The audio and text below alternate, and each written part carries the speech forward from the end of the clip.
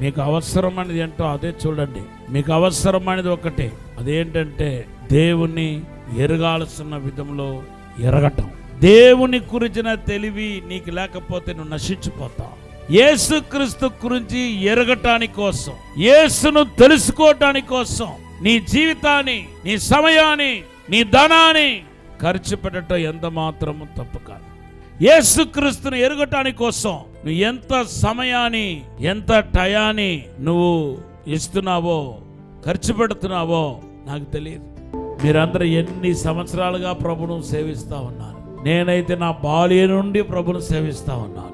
36 సంవత్సరాలుగా ఆయన వాక్కును ప్రకటిస్తూ ఉన్నాను, కానీ ఇంకా ఆశ తీరలేదు, కొలువు తీరలేదు.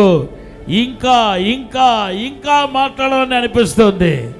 నేను వారానికి ఒకరోజు ప్రీచింగ్ చేసే ప్రీచర్ కాదు. నేను డైలీ యేసు ప్రభు గురించి ప్రకటించే దైవజనుడు. నేను యేసు ప్రభు తప్ప నాకు ఇంకా రెండో జాబ్ లేదు. ఒంటరిగా ఉంటే యేసుతో మాట్లాడటం, నలుగురితో ఉంటే యేసు గురించి మాట్లాడటమే తప్ప రెండో పని నాకు లేదు.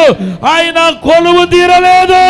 అది ఆయనలో ఉన్న మహత్యం, ఆయనలో ఉన్న గొప్పతనం. కారణం ఏంటంటే ఆయన ఎండినం రాలు కాదు.